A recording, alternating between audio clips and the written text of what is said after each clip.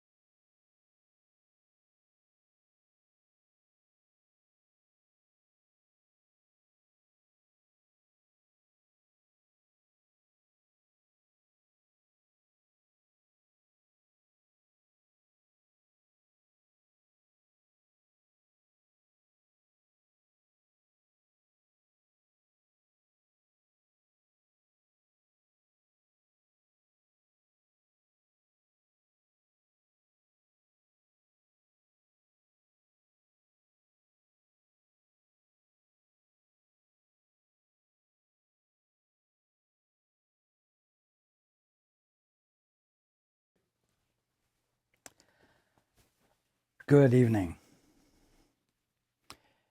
and welcome to everyone who's joining us on the internet.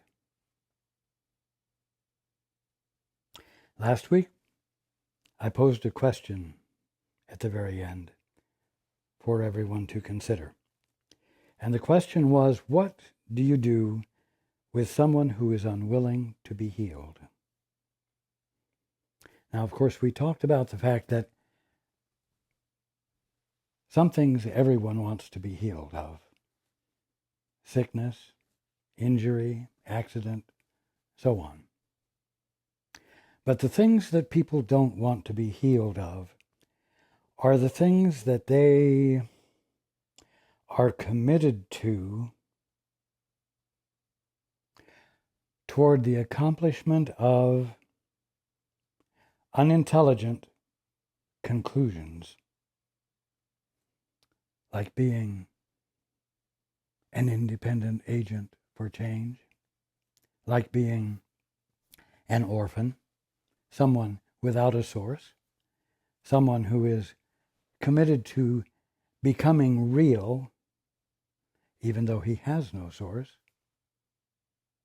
and who has caused, quote, becoming real, unquote, to be his life work. This is someone who does not want to hear that he is to abandon that endeavor because he is already real. He's just not real in his own right. You see, at the bottom line, after one said, Father, I'd rather see things my way, do things my way, and determine the meaning of everything, after saying that to the Father, one was faced with the demand to prove himself to be righteous.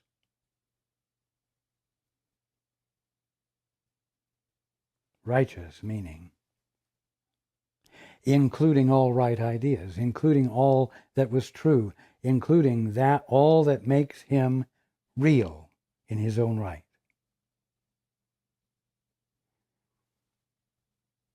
The result of such a goal would be to arrive at a point of true self-righteousness. That is sin.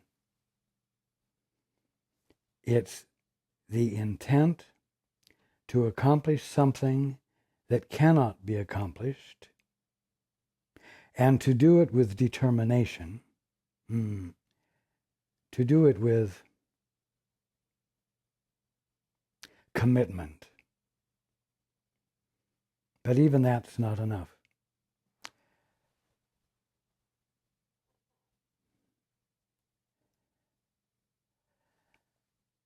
The easiest way to put it is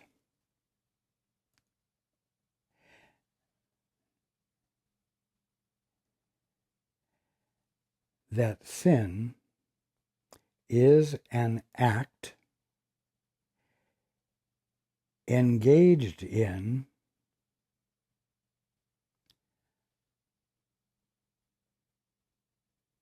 through addiction. It's not just a goal, it's not just an idea, but it's a meaning that one attempts to accomplish through force of emotion. Dedicated emotion. Undying emotion.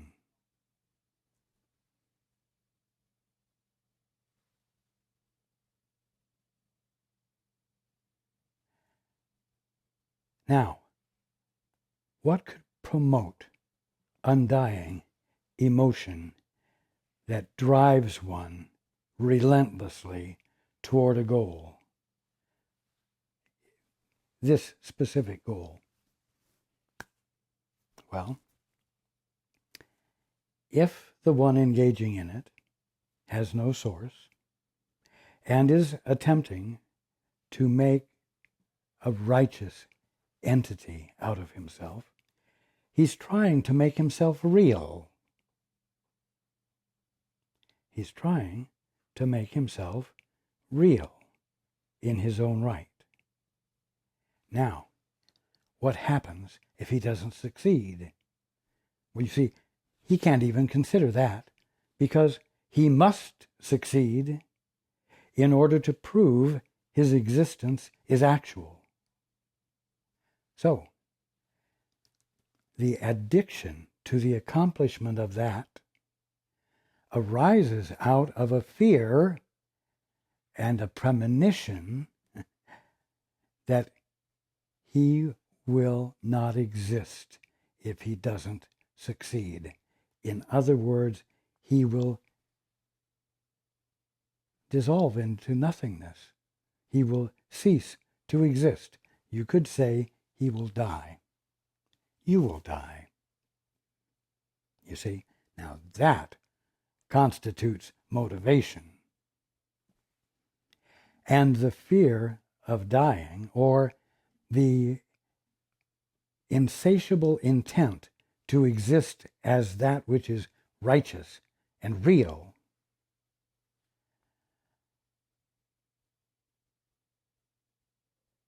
is a goal that will never on its own die. It will not cease. You see? How does one accomplish this goal? One thinks. One thinks, one observes, ignoring, of course, the fact that what he's observing he didn't create, but he doesn't ask where it came from. Oh, yes, it came from the Big Bang. It was a physical event, a universal physical event. Pretty amazing stuff. Okay, so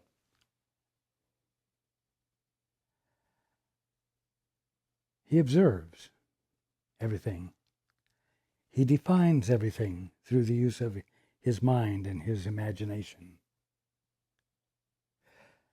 And then he evaluates everything. And he evaluates his brothers and sisters and comes to conclusions about them.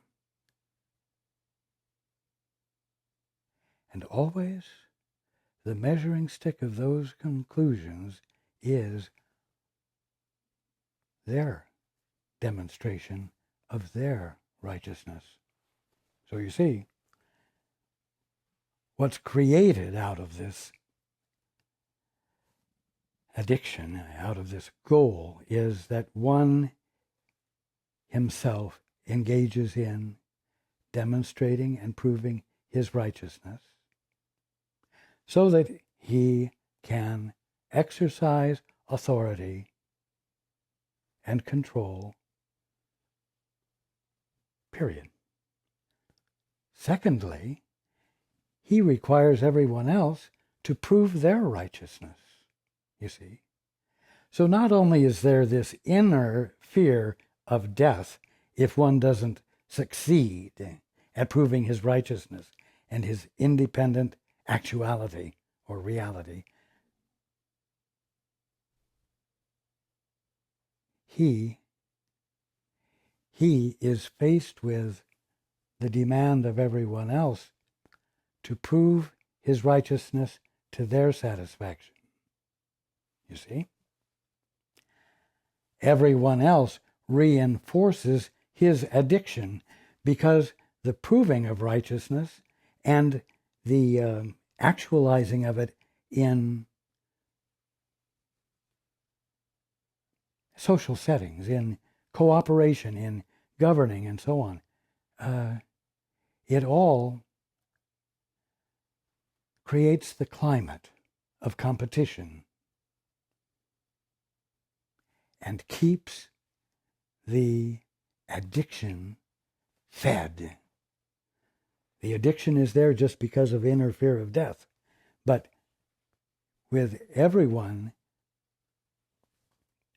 requiring everyone else to demonstrate their righteousness to the satisfaction of the investigator, simply substantiates the insanity further. You see? This is very important to understand. Now,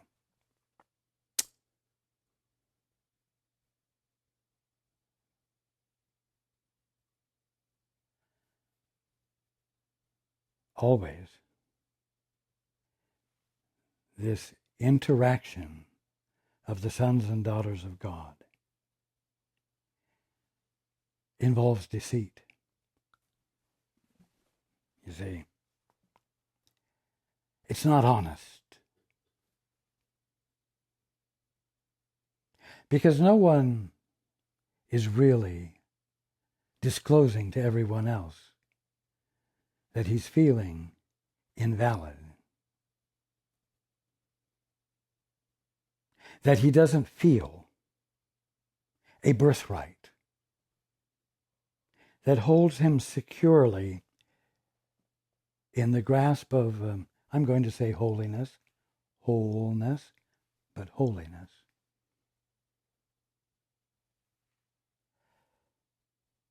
No one discloses that. Everyone says,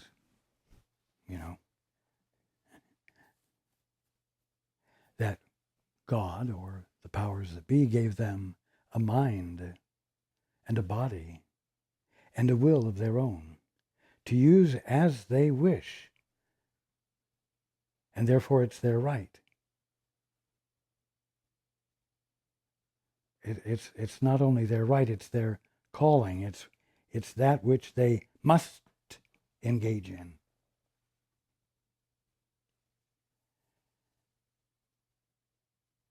But they don't disclose this. They say, I was created to be independent. I was created to do this. I was created to evolve my righteousness. And what's not stated is that that righteousness is going to be used for control, not necessarily for the best interests of everyone being controlled. And the reverse is the case as well. So the controller needs to be wary of not being controlled by others who are exercising the same right and the same practice, the same addiction. So the answer to the question is an answer that no one is really going to like. And I mention this because it's characteristic of truth that is revealed as you reach out for guidance, that it will very often contradict your beliefs, your faiths, your confidences, you see. And I'm going to answer the question, what do you do with someone who is unwilling to be healed, by just illustrating what I told my disciples. I told them that if they go into a town or a village or a place where they are not welcomed, that they are to leave and to shake the dust from off thy feet. Meaning, when you leave the town, shake off everything about the town and leave it with the town and move on. I didn't say this, it's not recorded, but the point was, go where you are welcome. Go where you will not be rebuffed. Go where the truth that you're sharing will not be argued against. Don't try to change the minds of those who are unwilling to be healed.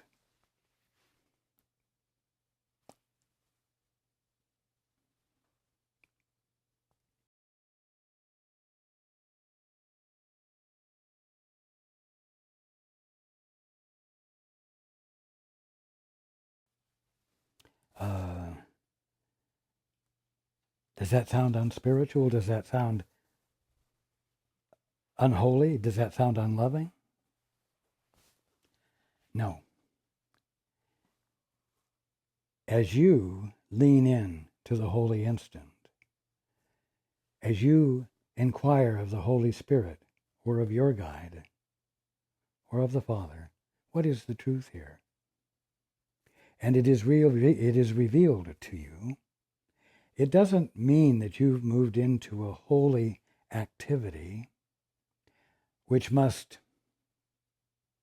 fulfill your preconceptions of what a holy activity would be.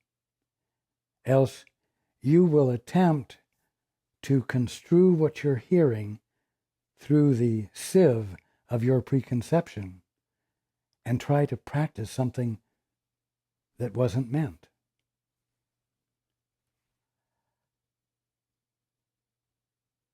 If you're listening carefully, and if you're being used by someone who asks for help but is unwilling to receive it, you're not to abandon intelligence.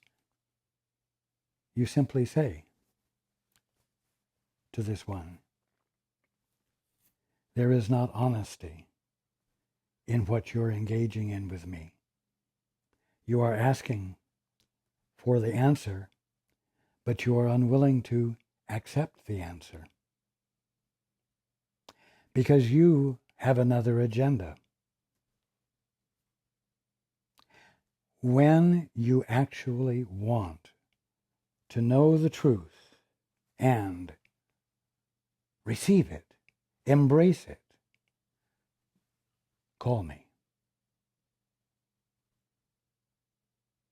But until then, I won't validate your deceitful activity by joining you in it and being manipulated by it.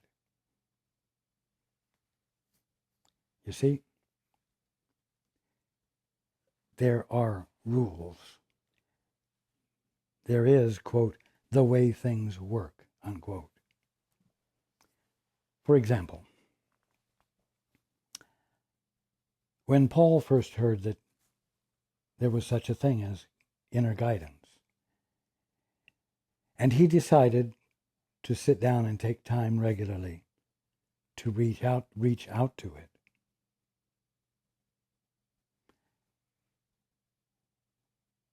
He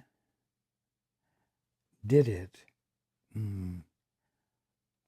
as a practice, an intelligent application of his intention, of his attention. And he did this for a couple of weeks, every night, sometimes more than once a day, and heard nothing. And as I've shared before, there was a point at which he got perturbed and impatient, and he said to whoever was out there, "I have better things to do than sit here and ask and ask and ask and not hear anything." Well, he still didn't get any answer that night. But over the next 24 hours, he realized that his exercise of impatience and demand indicated that he was coming from a place of control, that he was trying to make the event of communion happen. He realized that in so many words, he was trying to twist the universe's arm. And it registered with him that it wouldn't work. The next night, he sat down humbly. His attitude was, if it takes a year of sitting down every night and listening without hearing an answer, I will do it, because I do not want to bring willfulness into the process. Without my even speaking with him directly, it became clear to him that willfulness brought into the attempt at communion with his guide would absolutely block the communication. So you see, if someone is intent on being an independent agent, and he tries to connect with the Holy Spirit, that which is nothing more than his right mind, or his guide, or the Father, no communication will occur because his willfulness will block it. In so many words, his willfulness will constitute a dissonance that will cause him not to hear the answer that's given every time he or any of you ask for guidance. So, that's the way it works.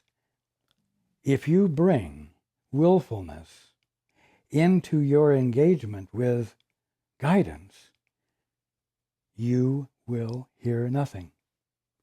If a town does not welcome the truth, they will hear nothing, except in the case with my disciples, or we'll say even in the case with Paul, where he can hear me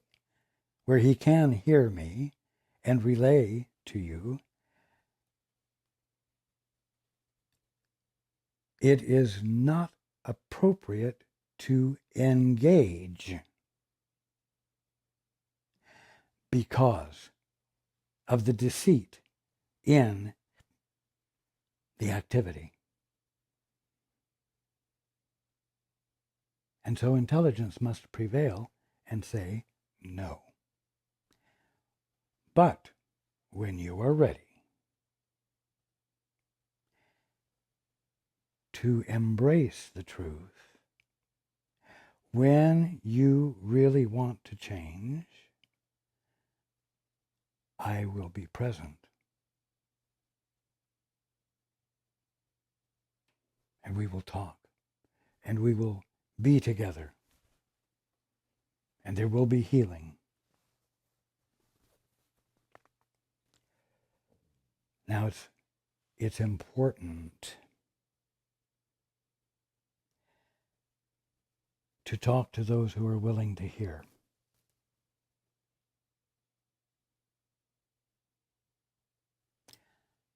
Because each one that hears, each one who experiences an aha and is led to abandon their independence and seek guidance and give it preference to their own best thinking, they will, by virtue of the illumination in them of the Father's perspective, be agents for change. And so more and more of the sons and daughters of God who have been dreaming will stop dreaming. And the result will be that the camaraderie of unity of dreams will weaken. And those who have felt the support of their independent stance and the viability of their insanity and addiction will find their resolve weakening, because the withdrawal of mutual agreement among their brothers and sisters will make it harder to support the commitment.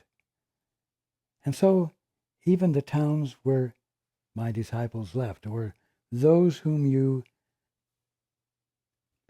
discontinued involvement with, will find themselves, I'm going to say, beginning to spontaneously experience clarity, clarification, healing.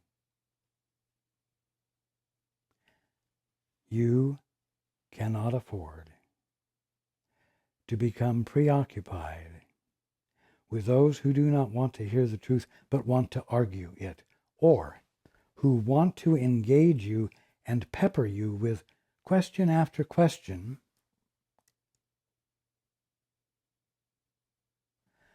so that they can provide a further stumbling block to you and enjoy your dilemma of trying to help them, you see.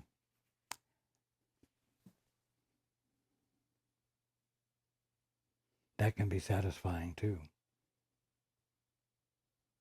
And it could take you quite a while to realize that you're being used and that the other one is enjoying watching you squirm. Then intelligence comes into play, and you say, with meaning and with understanding that you have better things to do than engage in futility.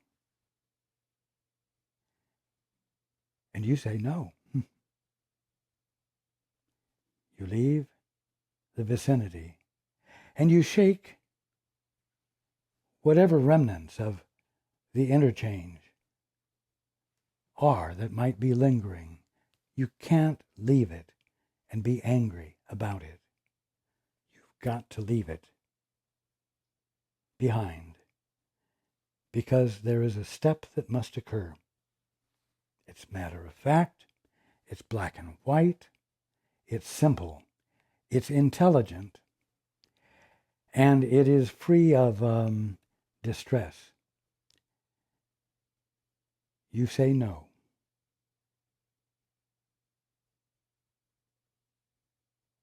To a deceitful, dishonest involvement. And you require that the future involvement be honest. That is holy.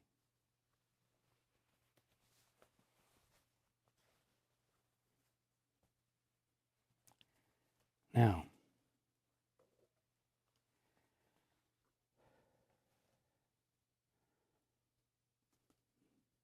let's go into the book. It can indeed be said, the ego made its world on sin. Well, first of all, what's happening in the state of independence from the Father is that a self must be imagined, an independent self, one who has all the capacity to become real that is needed, and so on. So this self that is brought forth is what is referred to as the ego, and it makes its world on sin.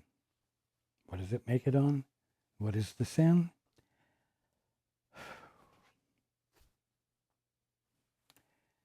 The sin is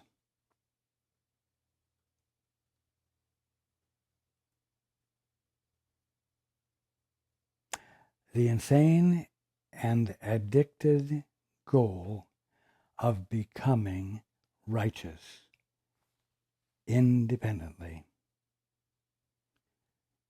and doing it with an incapacity to falter in that goal, because faltering means death, utter failure, non-existence. And that is all it takes to keep the addiction maximal.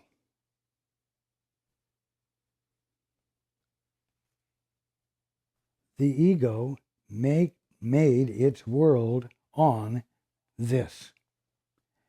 It determines what its world is from that context.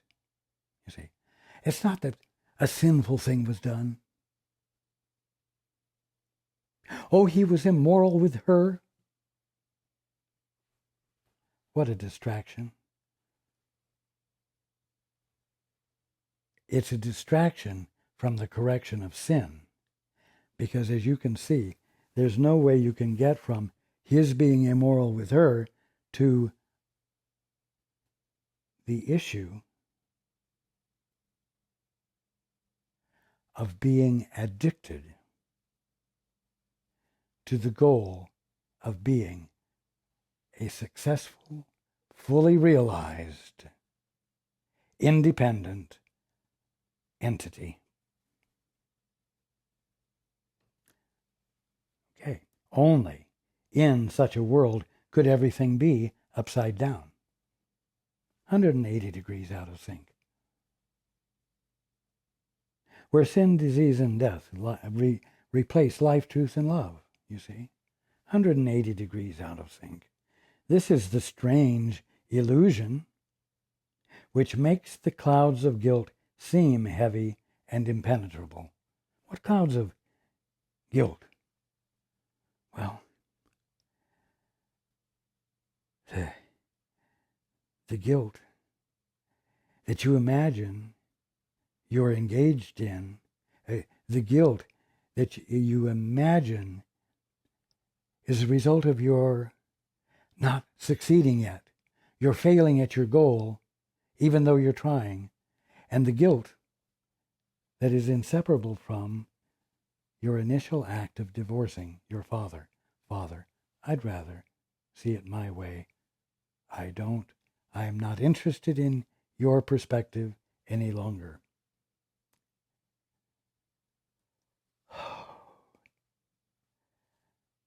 The nature of addiction is that it causes you to not experience the joy of being, but the distress of being that covers everything in a heavy and impenetrable way. It's depressing. The solidness this world's foundation seems to have, the one of the ego's creating, is found in this. For sin has changed creation from an idea of God to an ideal the ego wants. And this is very important. It didn't create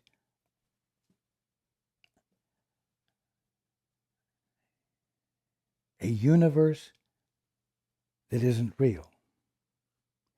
Listen, for sin has changed creation from what it is, an idea of God, to an ideal the ego wants.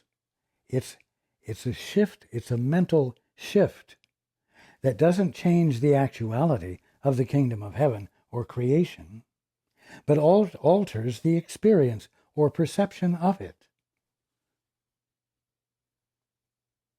And so there's not a universe that is going to disappear, but creation is going to emerge out of the distortion that the addiction to becoming righteous blocks.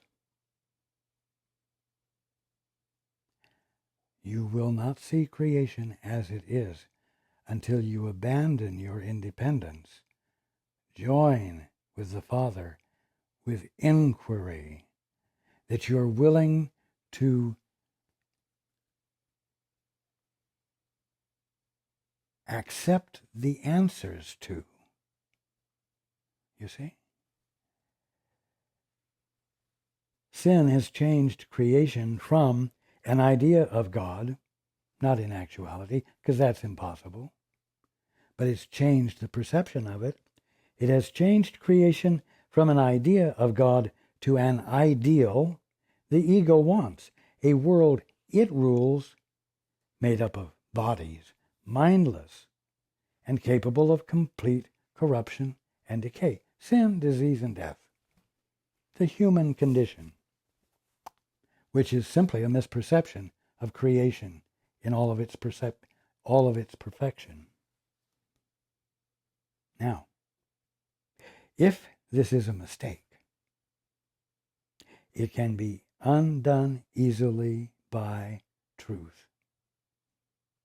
If it's an error, the section we're reading is called Sin versus Error. If it's error, it's correctable.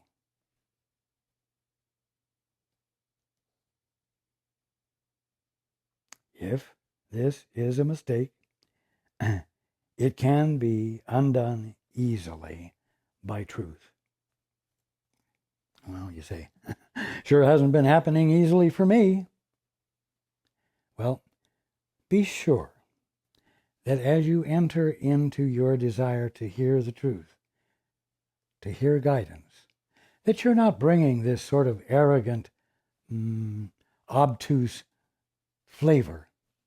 Well, it hasn't been easy for me. You see, that's an emotion. That's an idea. It's an evaluation. And the energy of it will keep you from hearing.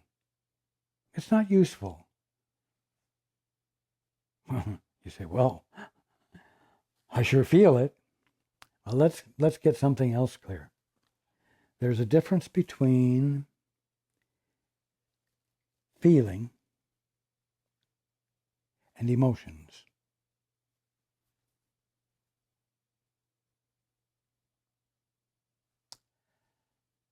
If you're angry, if you're upset, if you're depressed, if you're jealous,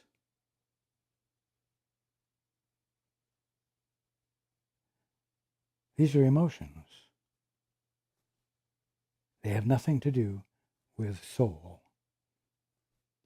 But feelings, on the other hand, have only to do with soul. Feelings are love, joy, peace,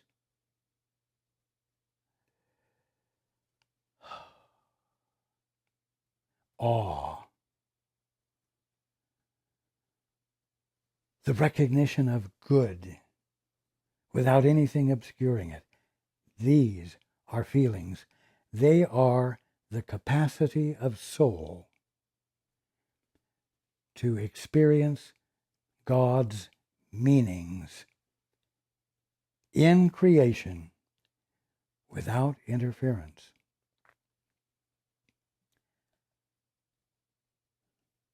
Emotions that you call feelings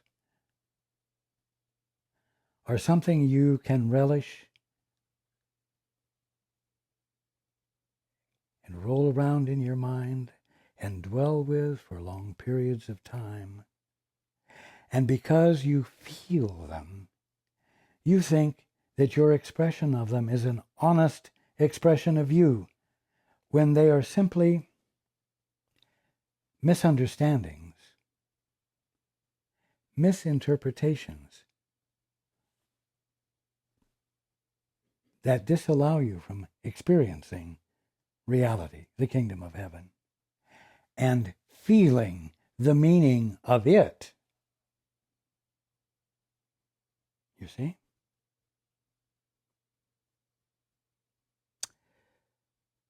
Any mistake can be corrected if truth be left to judge it. But if the mistake, the goal of becoming righteous, if the mistake is given the status of truth, to what can it be brought? You see? Lifted to the status of truth, why, it's supreme, and it will govern you. And the addiction that arises out of the fear of death, the failure, your failure to become an actualized, independent entity,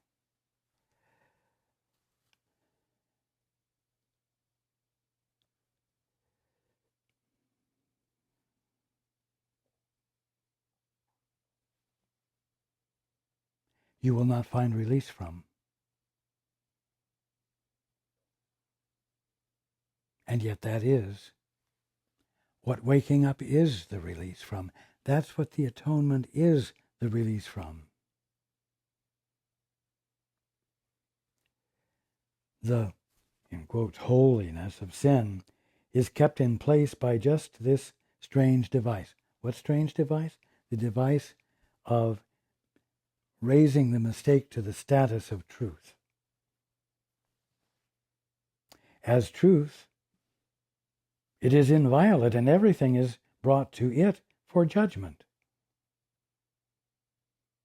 And it's brought to it for judgment with vengeance. Because if you don't practice this clearly, succinctly, and with pure logic, you will delay your arriving at the point of becoming an actualized, righteous, independent being, and you will die. As truth, that the mistake has been raised to the status of truth. As truth, it is inviolate, and everything is brought to it for judgment. But as a mistake, it must be brought to truth. Now, the simple fact is you won't bring it to truth because of your commitment to it. And that's why the word sin is applied to it, because you bring commitment to staying asleep, even though you can't succeed. It's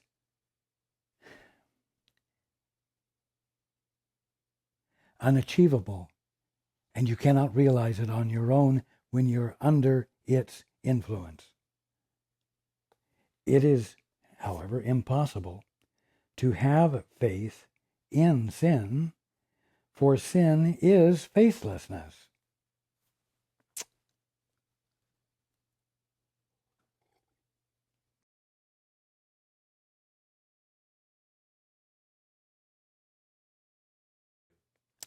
faithlessness being your claim to be independent from the Father and to rely upon yourself,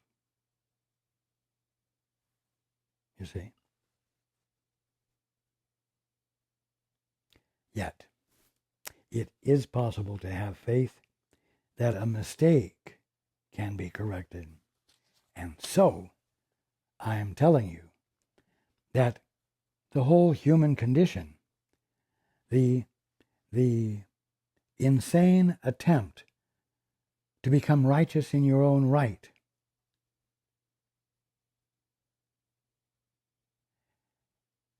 is something that cannot be accomplished, and therefore your addictive belief that it can be accomplished is nothing more than a mistake. If it's a mistake, it's an error, and an error can be corrected, and an error can be corrected very simply.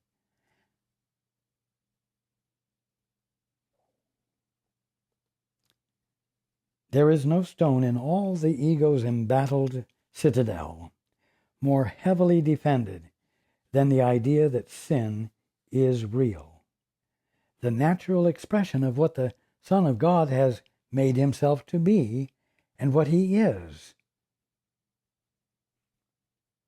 That's the claim, anyway. To the ego, this is no mistake. The commitment to righteousness, there's no way that can be seen as a mistake. It seems very real. It seems very reasonable. And yet the goal of righteousness does not have righteousness as its goal. It has the goal of making something that isn't real, a self that doesn't exist, real. You see? To the ego, this is no mistake, for this is its reality. This is the truth, from which escape will always be impossible. Impossible without a perspective being provided by those who are not under the influence of the addiction. This is his past, his present, and his future. The one who's going for the goal. For he has somehow managed to corrupt his father. No, not. For he has somehow managed to corrupt his father and changed his mind, the father's mind, completely. That's the belief. If it isn't believed that the father's mind has been changed completely, then no one would be engaged in the goal of righteousness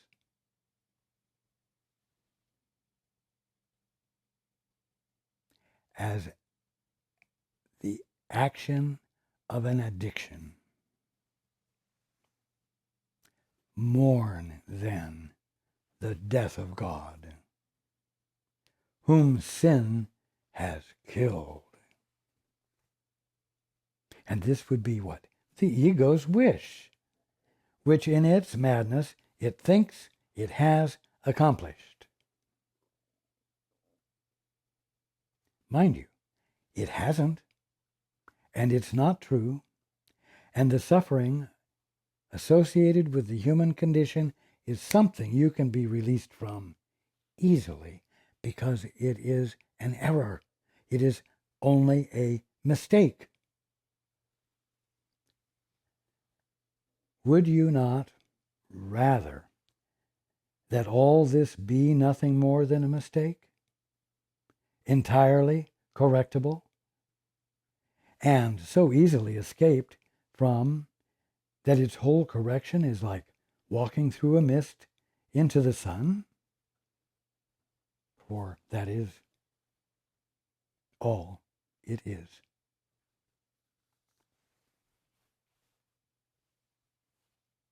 Too hard to believe? I'm sorry. Don't bring that feeling or idea into your listening for guidance to know what is the truth here. Don't bring that which casts a shadow on your path, causing the light to be obscured from you. Don't you be that which the shadow identifies. Abandon the shadow. Abandon the doubt. Abandon the mistake. Perhaps you would be tempted to agree with the ego that it is far better to be sinful than mistaken.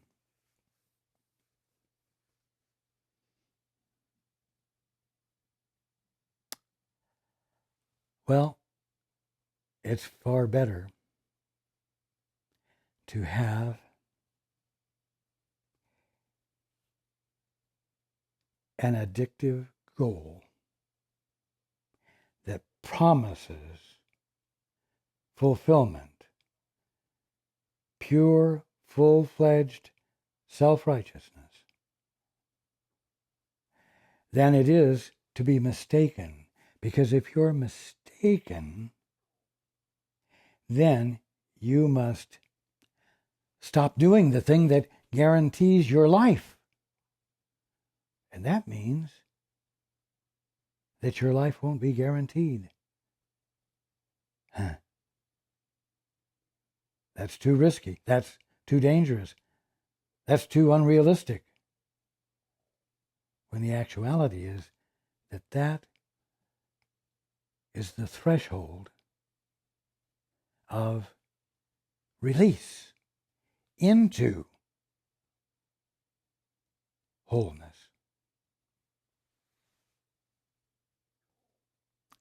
Yet think you carefully before you allow yourself to make this choice.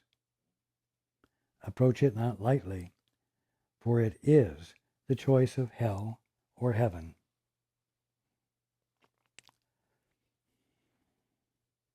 Now, because you're experiencing or seem to be subject to sin, sickness, and death, you've already made the choice incorrectly.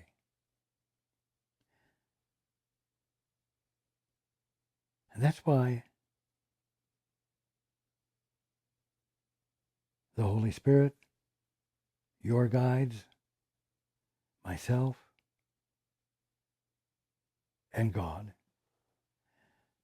must bring the truth to your attention from a place outside the addiction and penetrate the addictive perspective and introduce an idea perpendicular to, out of phase with, the addiction and the commitment to it, so that a light bulb might go on and you say, oh, there is another way to look at this. There is another way to be. And then invite it.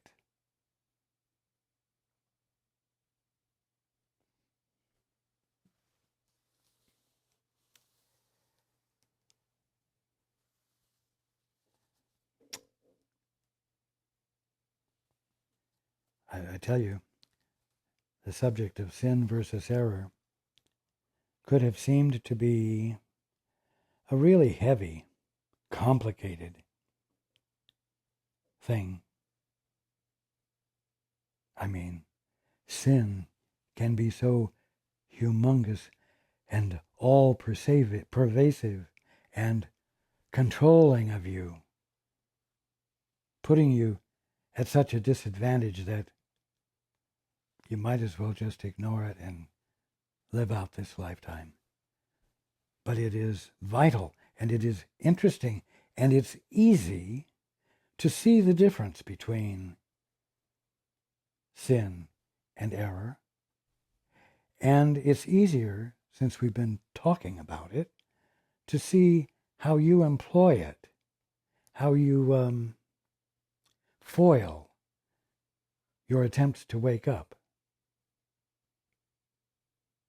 Because you so easily backslide and begin once again to rely upon your best thinking, your best judgments, your conditionings, all of the agreements that you've made with everyone about what things are.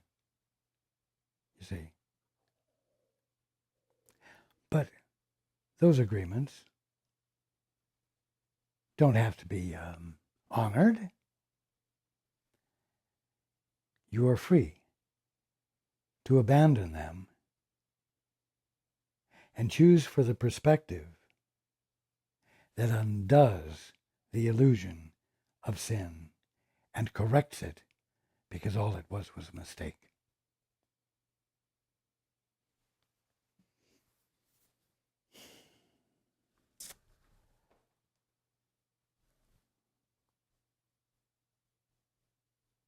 Thank you for listening. Thank you for hearing. I look forward to being with you next time.